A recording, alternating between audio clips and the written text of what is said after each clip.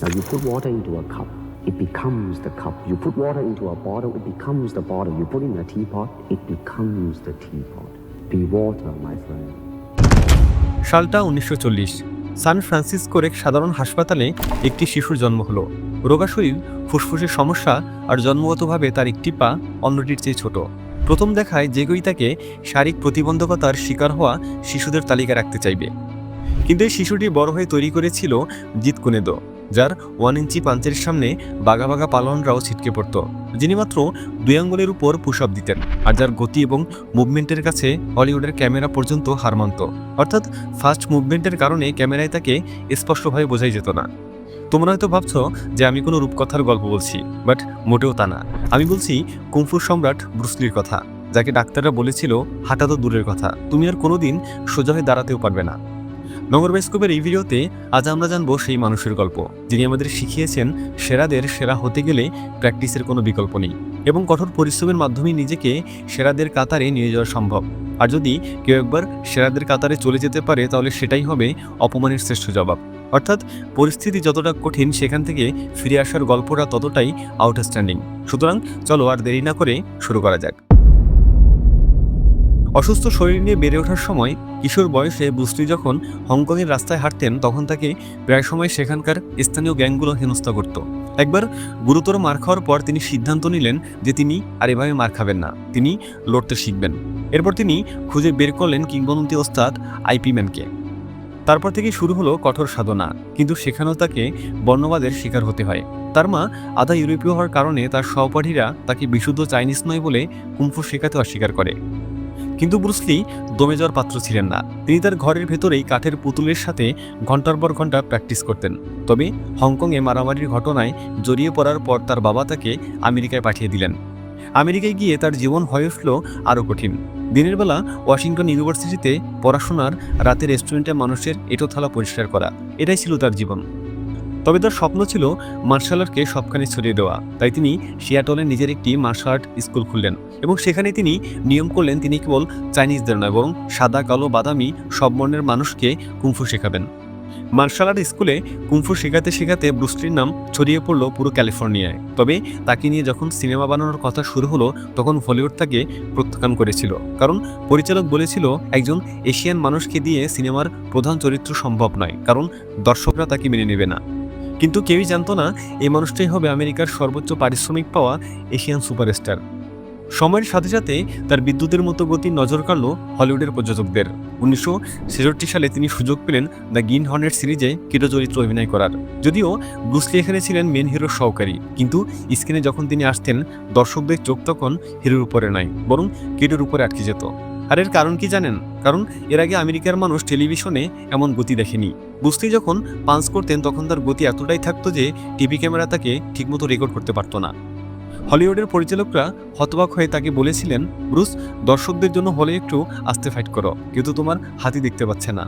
এমনটা দেখে সবাই বুঝতে পারলো এই মানুষটি সাধারণ অ্যাথলেটদের চেয়ে বহুগুণ এগিয়ে।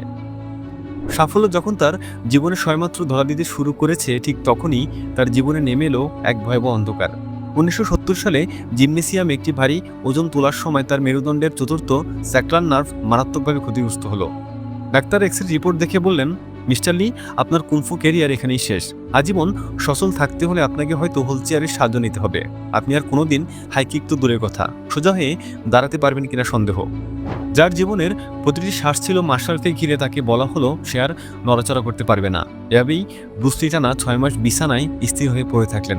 তার কাছে সেই সময়টা ছিল যন্ত্রণার, অন্ধকারের এবং একাকিত্বের। কিন্তু ব্রুসলির শরীর থেমে গেলেও তার আত্মা ছিল অপরাজেয়। তিনি বিছানায় শুয়ে নিজেকে বললেন, ডাক্তাররা আমার শরীর দেখে বিচার করেছে, কিন্তু তারা আমার ইচ্ছাশক্তি দেখেনি। এরপর বিছানায় শুয়ে শুয়েই তিনি লিখতে শুরু করলেন তার মার্শাল আর্টের দর্শনের বই। একই সাথে তিনি নিজের জন্য একটি রিহ্যাবিলিটেশন রুটিন তৈরি করলেন। এক ইঞ্চি করে তিনি তার আঙুল নাড়ালেন, এরপর পা, এবং একদিন সারা বিশ্বকে স্তব্ধ করে দিয়ে তিনি হসপিটালের সেই বিছানা থেকে উঠে দাঁড়ালেন। কিন্তু হলিউডে তখনও বর্ণবাদের শিকড় ছিল অনেক গভীরে। ব্রুসলি একটি নতুন সিরিজের আইডিয়া নিয়ে স্টুডিওতে গিয়েছিলেন, যার নাম ছিল কুংফু।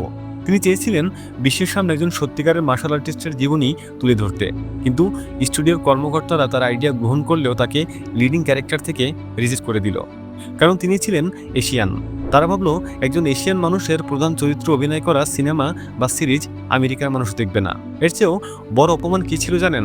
তার নিজের তৈরি করা আইডিয়ায় অভিনয় করানো হলো এক শ্বেতাঙ্গ অভিনেতাকে, যে কিনা কুমফুর কও জানতেন না।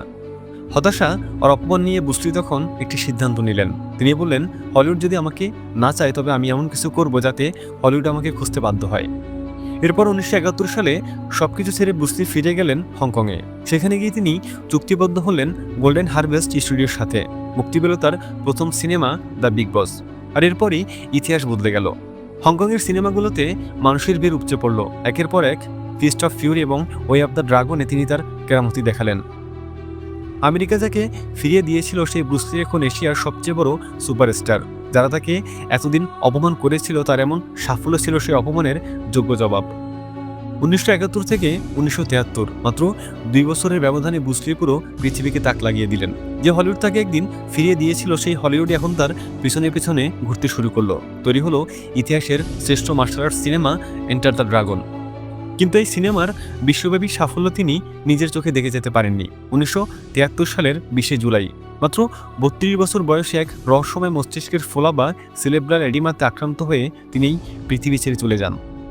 মারা যাওয়ার সময় ব্রুসলির কোনো অডেল সম্পত্তি ছিল না, কিন্তু তার ঝুলিতে ছিল কোটি কোটি মানুষের ভালোবাসা।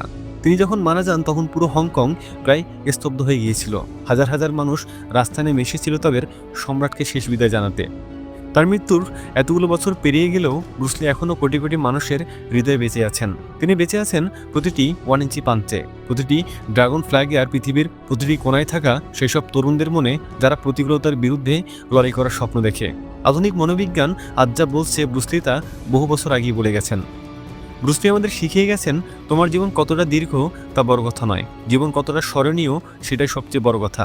তিনি আমাদের শিখিয়েছেন, শরীরকে পাথরের মতো শক্ত করো আর মনকে করো পানির মতো নমনীয়। কারণ পাথর ভেঙে যায় কিন্তু পানি তার নিজের পথ নিজেই খুঁজে নেয়। এই কারণে তিনি বলেছিলেন, বি ওয়াটার মাই ফ্রেন্ড। পানিকে কাপে রাখলে সে কাপের আকার নেয়, বোতলে রাখলে বোতল। জীবনের সমস্যা যেমনই হোক নিজেকে পানির মতো নমনীয় করো, যাতে কোনো বাধাই তোমাকে আটকাতে না পারে। তিনি আরও বলতেন, সেই ব্যক্তিকে ভয় পাওয়ার দরকার নেই যে 10,000 কিক জানে, বরং তাকেই ভয় পাও যে এক কিক 10,000 বার প্র্যাকটিস করেছে। অর্থাৎ সফলতা কোনো জাদুমন্ত্র নয়, এটি হলো দিনের পর দিন একই কাজ নিখুঁতভাবে করার ফল। তিনি প্রমাণ করেছেন যে তুমি কোথা থেকে কোথায় এসেছো বা তোমার অতীত কতটা কঠিন ছিল সেটা তোমার ভবিষ্যৎ নির্ধারণ করে না, বরং আজ তুমি নিজের সীমাবদ্ধতাকে ভাঙতে কতটা মরিয়া সেটাই তোমার পরিচয় করে দেবে। তাই আজ এই ভিডিওটির শেষে তুমি নিজেকে প্রশ্ন করো যে তুমি কি তোমার ভিতরে থাকা সম্ভাবনাকে জাগিয়ে তুলতে প্রস্তুত, নাকি অজুহাতের আড়ালে নিজের সেই সম্ভাবনাকে হারিয়ে ফেলবে? এর উত্তরটা কমেন্টে জানিয়ে যেও। আজকের মতো এখানেই বিদায় নিচ্ছি। দেখা হচ্ছে পরবর্তী ভিডিওতে। ততক্ষণ পর্যন্ত সাবস্ক্রাইব করে নগর ব্যস্ত সাথেই থাকো। ধন্যবাদ।